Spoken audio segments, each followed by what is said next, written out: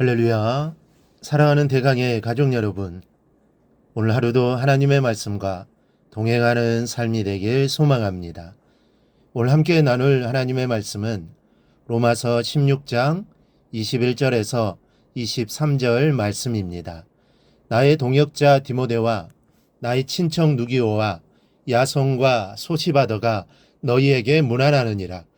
이 편지를 기록하는 나 더디오도 주 안에서 너희에게 문안하노라.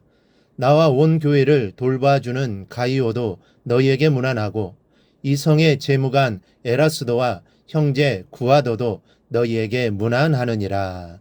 아멘. 누구나 학창 시절을 거쳤겠지만 이 공부가 재미있어 한다고 하는 사람은 별로 없습니다.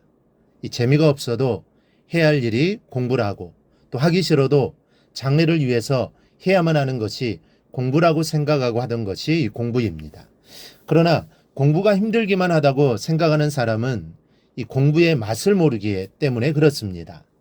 항상 그런 것은 아니지만 사실 공부에도 맛이 있고 또 재미도 있습니다. 이 공부하는 맛과 재미를 느끼는 것이 쉽지 않아서 그렇지, 공부에 재미를 붙이기만 하면 힘든 학교 생활도 얼마든지 즐기면서 할 수 있는 것입니다. 그래서 좋은 학생이란 공부하는 맛과 재미를 아는 학생이고, 좋은 학교란 그런 학생들이 많은 학교가 또 좋은 학교입니다. 이 교회도 마찬가지입니다. 좋은 교인이란 신앙의 맛을 아는 사람을 말하고, 좋은 교회란 그런 좋은 성도들이 많이 어울려 신앙생활을 하는 교회를 말합니다. 그러나 사단은 우리가 좋은 교인이 되지 못하게 하고 우리들이 섬기는 교회를 좋지 못한 교회가 되게 하려고 끊임없이 노력하고 있습니다. 그렇게 하기 위한 사단의 작전 중에 하나가 교회에 예수 믿는 맛 외에 세상적인 맛을 들여와서 성도들도 그 맛에 길들여지게 해서 예수 믿는 맛을 잃어버리게 하는 것입니다. 이 사단의 이 계략은 그대로 맞아떨어졌습니다. 요즘 교회들은 이 사단의 작전에 휘말려 예수 믿는 맛 외에도 인간적이고 세상적인 맛들을 위해 떠들썩한 안쓰러운 모습들을 많이 보입니다. 그 중에 가장 두드러진 맛이 이름 맛과 얼굴 맛입니다. 물론 전적으로 내 이름만을 외치며 신앙생활을 하는 분들은 많지 않습니다. 그러나 일을 하면서도 내 이름이 감추어지면 왠지 섭섭하고, 다른 이름들이 더 인정을 받는 듯하면 은근한 시기심이 발동을 합니다. 이름을 드러나는 일과 이름이 드러나지 않는 일에 대한 내 마음 자세가 달라진다면 이것은 어느 정도 그 맛의 중심을 잃어가고 있다는 증거인 것입니다. 여러분, 성도는 자신의 이름과 얼굴을 십자가 밑에 묻고 사는 사람들을 말합니다. 크리스천이라는 이름은 내 이름을 버려야 얻을 수 있는 이름입니다. 내 이름을 버리고 예수의 이름으로 사는 사람에게 자랑스럽게 주어지던 이름이 크리스천입니다.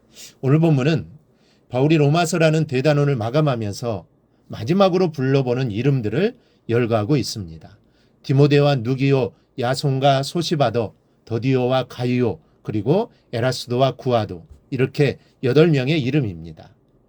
이름자와 약간의 설명으로 어떻게 로마 교회 성도들이 이름을 알겠습니까? 어쩌면 로마서의 말미에 기록된 이 8사람 중에는 죽기까지 로마 교회 성도들을 단 한 번도 대면해보지 못한 사람들도 있을 것입니다. 그럼에도 사도 바울이 이들의 이름을 거명하는 이유는 무엇입니까? 그것은 바울의 성공적인 사역에 있기까지 없어서는 안 될 공헌을 한 이름들이기 때문입니다. 로마 교회 성도들은 사도 바울만을 기억하고 알아버릴지도 모르지만 바울에게는 이들이 없었다면 하나님의 사역을 이룰 수 없었던 요긴한 인물들이었기 때문입니다. 사람들은 바울이 주인공이라 생각할지 모르지만 바울 자신에게는 이 사람들 하나하나가 다 주인공으로 자리 잡고 있는 것입니다. 이 사람들이야말로 이름 없고 얼굴 없는 사역의 주인공들이었던 것입니다. 여러분, 전도를 받아 예수를 믿게 된 사람들에게 몇 번이나 전도를 받고 예수를 영접하게 되었는가를 물었더니 평균이 16번이었습니다.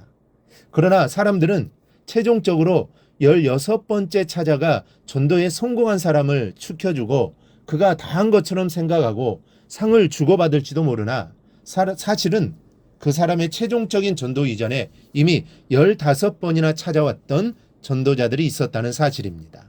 사람들은 그 누구도 그 15명의 주인공들이 누구인지 알 수 없습니다.